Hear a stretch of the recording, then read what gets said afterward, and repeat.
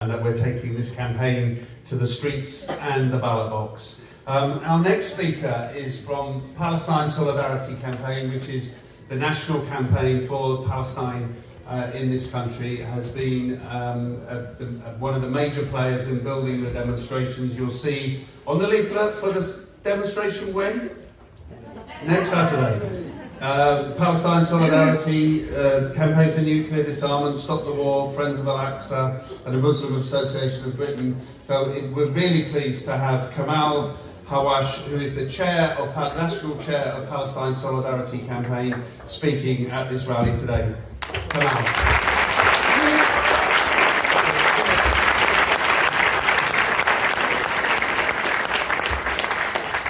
Assalamu alaikum wa rahmatullahi wa barakatuh, everyone. Peace be upon you. Thank you very much indeed for coming. I'll start off by noting that normally you wait for the number 80 bus for half an hour, it doesn't come, then you get 3. Well, myself and Sam have come from Birmingham, so 2 brummies speaking one after the other. I am proud to be the chair of the Palestine Solidarity Campaign, and there are 70 or so branches around the country. Certainly here we have the Newham and Tower Hamlets branch that I hope, in addition to joining Stop the War, you will join as well. But I'm even prouder to say to you that I originate from Jerusalem, the capital of Palestine.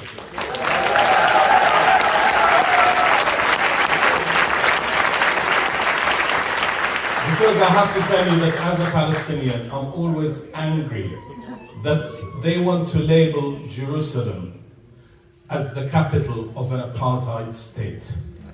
Because make no mistake about it, Israel is a criminal, racist, terrorist apartheid state. And when people say, oh, you can't call Israel a terrorist state, well, let's look at the definition they use for terror. It is the use of violence to achieve political points or ambitions. What are they doing in Gaza? They are doing exactly that, using violence to ethnically cleanse the Palestinian people from Gaza. That is terror. That is why Israel is a terrorist state. And it is not a state, once we define it as an apartheid state and a terrorist state, that should be the ally of any country, let alone a country like the UK, which claims to have values. What bloomin' values does the UK have to have an ally like Israel?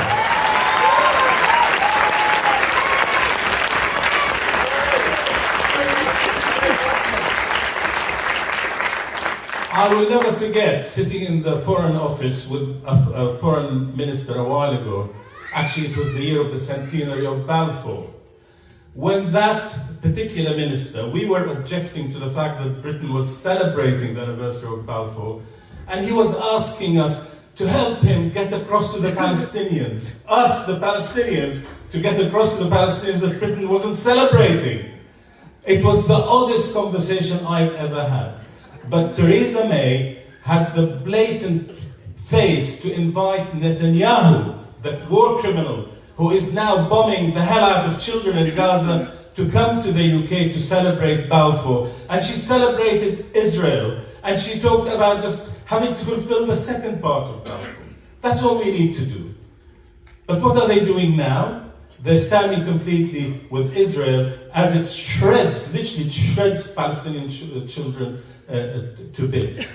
What Britain should have done is to say what we mean by fulfilling the second bit is to place sanctions on Israel while it continues to steal Palestinian land. We will place sanctions on Israel while it demolishes Palestinian homes, while it bombs Gaza, while it bombs Syria and Lebanon and Iraq. What kind of a state is this that the UN accepts still as a member of the United Nations? It should be chucked out because it hasn't implemented a single United Nations resolution. Instead, they give it a veto. Or, excuse me, they give it to the United States, but the United States hands it over to Israel to stop anything that can be enforced to bring justice to the Palestinian people. I remind you that before the 7th of October, what was Israel doing? It was raiding Palestinian cities and towns like Jenin and Nablus and others and killing Palestinians. Shoot to kill policy. The other thing it was doing was during what were called the Jewish festivals, it was allowing illegal settlers to go into Al-Aqsa Mosque, not in their tens as they used to, but in their thousands. And I think that if the 7th of October hadn't happened, and I'm not justifying, I'm just stating a fact, that Israel was moving towards dividing Al-Aqsa Mosque into a Jewish area and the Muslim area, which is completely dangerous because it reinforces the talk about a religious war, which it shouldn't be. What we have is a political war that, at the very least, if international law was practiced, then Israel would be forced to leave the West Bank, to take all its bloody settlers with it into Israel, and if they don't want to live there, they can go back to where they came from, frankly. Because at the end of the day, and here I'm not calling for an ethnic cleansing, because we Palestinians want to share the land with the people who are there, but we want a political system that gives us equity. But as you know, and I'll come to the Labour Party just for a minute, because it's important to me. So here I'm not speaking as the chair of the PSC. I have been a member of the Labour Party since our good friend Jeremy was elected. But when Starmer said that Israel had the right to cut the water and electricity and food on the Palestinian people, I thought, how can I, as a Palestinian, be a member of a party led by this man? So I resigned, and I put out a public statement on this, which has been shared quite widely.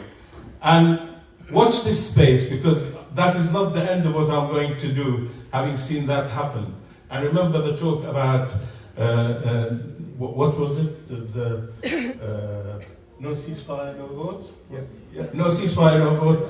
Watch this space, you will be hearing something about that quite soon. But I'll finish with this. I've watched endless footage in Arabic of what's happening in Palestine.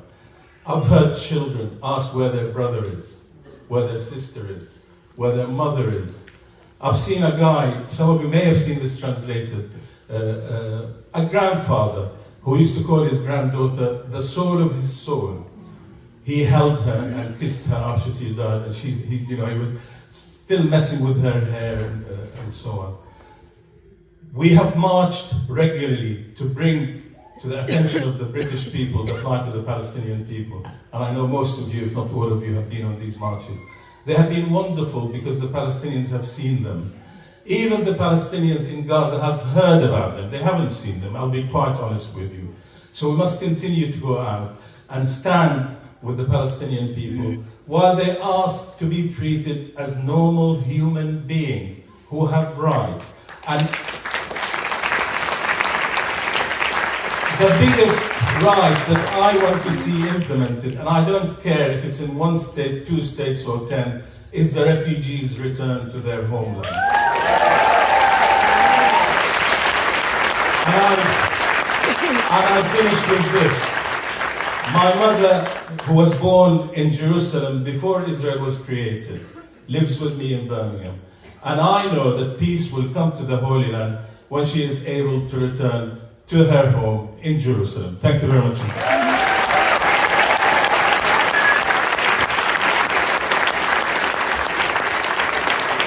Thank you. Thank you very much, Kamel. Something Kamel said there at the end about the Palestinians seeing what we do. My union, Teachers Union, the NEU, we send delegations to Palestine twice a year to the West Bank, and when people go, they're shocked and they're angry at what they see. And it's a very emotional experience. They come back changed. But the thing that the Palestinians say to them is, your tears are hopeless to us. Your anger is no use to us. We want your voices. We want you to go back and raise your voices. And I think that's what Kamel was saying. It matters so much what we do. It makes a difference. Before I introduce our next speaker, I'm very